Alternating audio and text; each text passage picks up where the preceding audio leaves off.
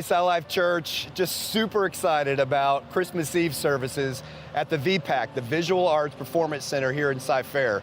Just so you know where it's located, it's right off of 290, kind of do a U-E there at Telge. It's right past Cy-Fair High School, and that's where we're gonna be having all 4 of our Christmas Eve services. So we want you to be able to know what's gonna happen that day when you get here.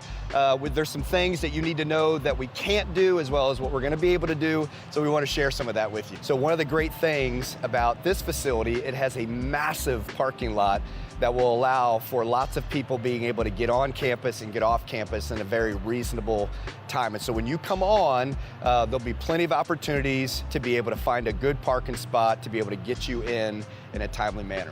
So one of the things that we want you to really be aware of is that even though we're really excited to be able to use this facility, there are some restrictions that we want you to know ahead of time so it doesn't cause you frustration when you get here. So there are some clear things that they want you to know that you cannot bring. You can't bring a regular bag. It's got to be a clear bag. It's got to be a clear backpack, just like your kids would have at school. If you want to bring a purse, it needs to be kind of this small clutch or small purse. Also, if you're going to bring any kind of a Ziploc, it needs to be a 1-gallon clear Ziploc bag. No balloons, which I don't think will be the issue for us. No strollers. Now, you can bring a stroller, but you would have to leave it in the main lobby area and park it there because we can't have it in the auditorium. So again, just wanting you to be aware, we will have childcare, so just so you're aware of that. And then you can't stop at Burger King and McDonald's. In other words, no food in the auditorium. So please, if you want to eat ahead of time, eat in your car, maybe go eat afterwards, but just don't bring any food or drink into the auditorium. We want to be respectful and honoring of somebody else's property, and so this is what they're asking, this is what we need to do. And then the last thing, no firearms. And so we will have security here, that will be taken care of, and so just making you aware of all that stuff. So let's go inside. I want you to be able to have a better understanding of what, as soon as you start to go in the doors, what that experience will be. So as you come through the front doors, we'll have our greeters here to be welcoming you just like we would at Sci Life. And then we're all gonna have to go through a metal detector. So again, we wanna make sure that we provide the safest environment. So we'll go through these.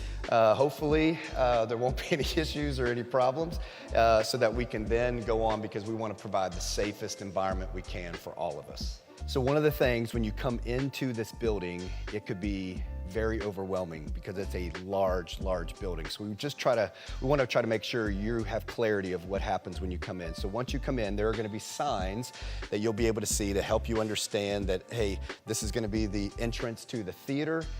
You can also go down this main lobby way. And so if you're going to be or have somebody in your family that's in a wheelchair, that will be the best entrance for you. If you want to be up in the balconies, there's a elevator that you could use, but primarily we'll probably have most of the down on the floor seating, if you will, and there'll be reserved seating for both the wheelchair as well as for the attendant. So there's lots of options. So that'll be the main floor, and then for the upper floors, you'll have to start climbing the stairs as well as another elevator to be able to get to the top. So as you've been able to come down the hallway, you'll see greeters at the door or out in the hallway kind of pointing you to the auditorium.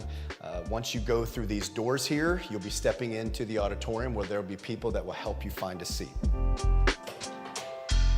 So when you get into the auditorium, and there'll be people that are going to help you be able to find a seat, it's going to be really important to be able to pack in, especially if you're wanting to get here down on the floor. So there's around 800 seats on the floor, and then we have a second tier and then even a third tier to be able to get as many people in as possible.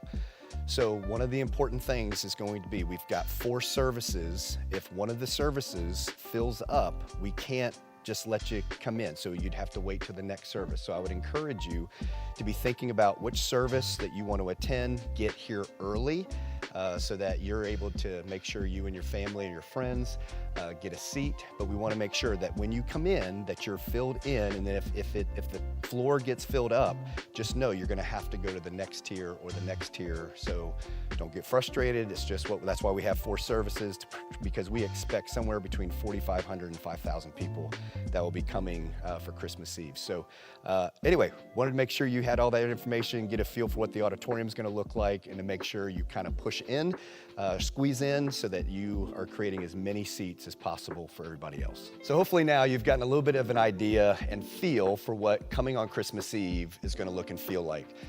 If you have more questions and you want to better understand anything or all things about the VPAC, there is a QR code that you can click, be able to read through any of that, or rewatch this video to be able to help you understand what coming here on Christmas Eve, one of those 4 services, is going to look like.